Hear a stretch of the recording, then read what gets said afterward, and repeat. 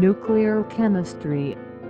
The study of nuclear chemistry is mainly comprised of understanding radioactivity, the decay of atomic nuclei, and the release of exponential energy, both natural and man-stimulated.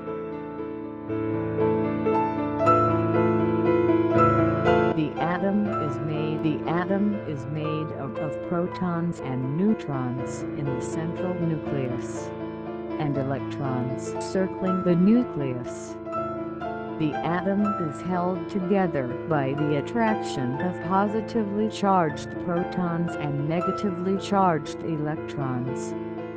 Electrons can be given to or taken away from an atom in everyday chemical reactions.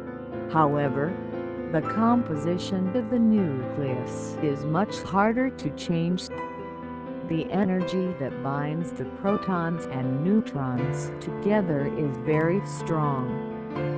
However, a large nucleus can be very unstable, since there isn't always enough energy to bind together the particles. If enough force is applied upon an unstable nucleus, fission, or the splitting of an atom, will occur. When atoms are split, they break up into daughter particles. Some of these are alpha particles, or helium nuclei. These also released are beta particles, electrons and positrons, or positive particles that comprise part of the nucleus. The knowledge of the existence of these particles would be paramount to the structure of the atomic bomb in 1941. But before the 20th century and its conflicts, scientists believed that it was impossible to split an atom, the basic component of all substance in existence. However, in the early 1900s, Henri Becquerel identified beta rays, or natural radiation, proving that atoms can decay into smaller components or lighter elements. At the same time, Ernest Rutherford uncovered the true structure of the atom, a nucleus in the center, with electrons traveling around it, and discovered alpha particles. In addition, he experimented and reported that alpha particles were capable of rupturing a nucleus. Pierre and Marie Curie contributed to the study of radioactivity by filtering out heavy, radioactive elements such as polonium and radium from uranium ore and analyzing their revolutionary properties, winning them half of the Nobel Prize for Physics in 1903. Their separation techniques were critical to further study of heavy elements. In 1932, the British physicist named John Chadwick discovered the neutron, the particle besides the proton contributing to the mass of the nucleus. The importance of this discovery to the manufacture of nuclear weapons is the neutron's inability to be affected by the charges of protons or electrons. Neutrons could be launched at atoms with no repulsion by charge. As scientists throughout the Western world identified the different parts of an atom, their understanding of its capabilities changed. The German chemist named Otto Hahn, in partnership with Lise Meitner and her nephew Otto Frisch, built upon Chadwick's discovery when experimenting with uranium in the year 1938. He and his colleagues successfully fissured a uranium atom by bombarding it with atoms, releasing enormous energy. This procedure would be the basis of the Manhattan Project, an effort made by scientists and multiple allied governments to develop the weapon that would release the nuclear energy of a large quantity of heavy elements during fission. It would create destruction on a scope unlike any other man-made weapon in existence during the war.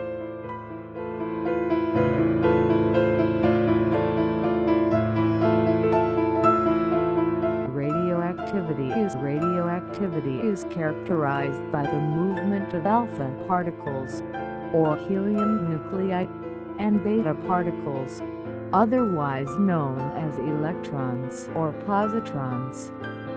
The loss of any of these changes the composition of the atom or the element of the atom. In addition, the decaying or fissured atom may release gamma rays, powerful beams of electromagnetic energy. The loss of this energy occurs when the nucleus has too much energy to contain after the emission of a beta particle. Spontaneous decay is the loss of alpha or beta particles or gamma rays by natural causes. Heavy elements such as uranium or francium often have short half-lives, or length of time it takes for half of a sample of the element to decay into another, lighter element. The nuclei of these elements often are too large, emitting alpha particles, beta particles, and gamma rays to eat the amount of energy within itself. Decay can also be stimulated by man-made devices, such as with the atomic bomb. Bombarding nuclei with alpha particles or neutrons can fissure them, causing the components of the atom to separate at high speeds. In the case of the atomic bomb, scientists designed the core so that a bullet component would bombard a mass of the heavy, unstable isotope uranium-235. As the large atom fissured, its numerous alpha and beta particles would bombard neighboring atoms, fissuring them, causing the chain reaction that would eventually destroy every uranium atom and all material surrounding the mass of fissured uranium. Because of uranium-235's size and instability, objects at a great distance are destroyed by the fleeing particles and gamma radiation.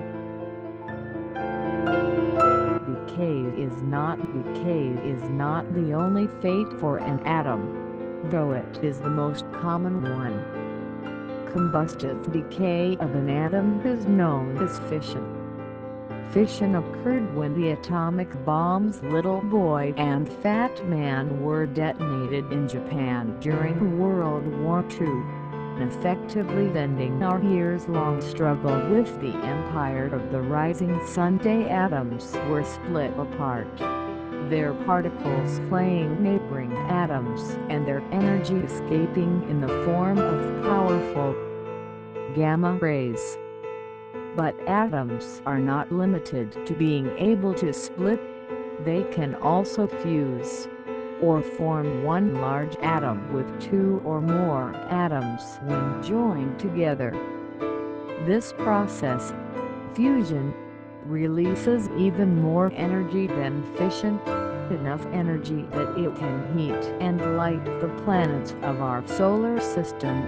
It is the fusion of hydrogen into helium that powers our sun and enables life on Earth. When studying radioactivity, you must review the placement of atomic mass, atomic number, ionization, and number. In these problems, you will only have to worry about getting the atomic mass and atomic number correct. In addition, you must know the atomic mass and number of alpha particles and beta particles. Review this portion of the video whenever you are confused while working out the following problems.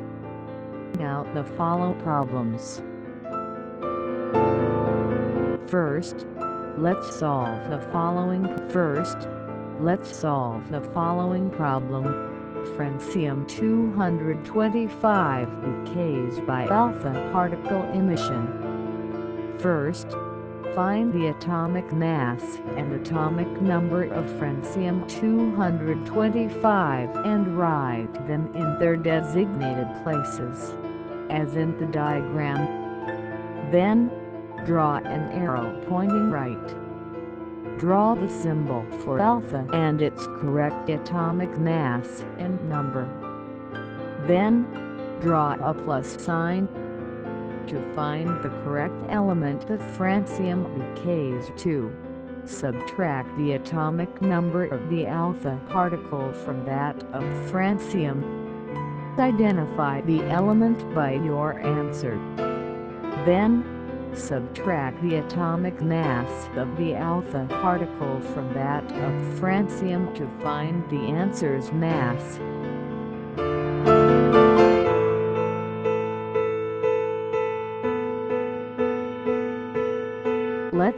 Let's explore beta particle decay.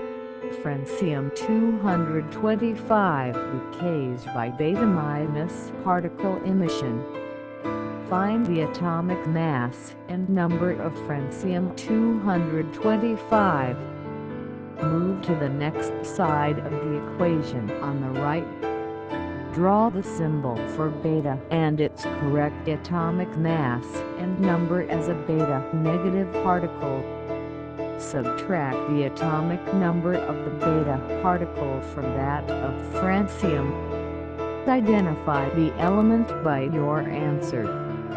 Then, subtract the atomic mass of the beta particle from that of francium to find the answer's mass.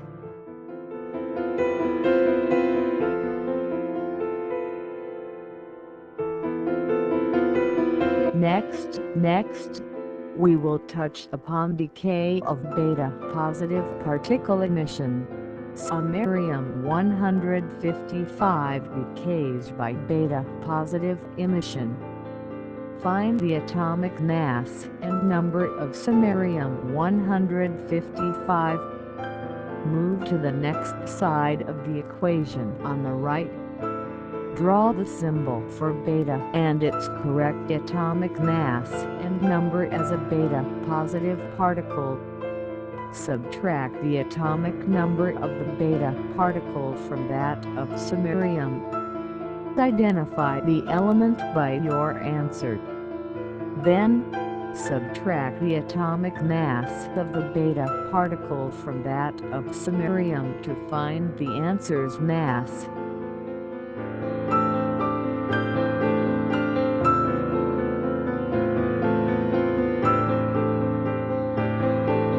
Now, complete the following problems. Pause video if need be. Record them on a Google document and share them to the email address listed at the top.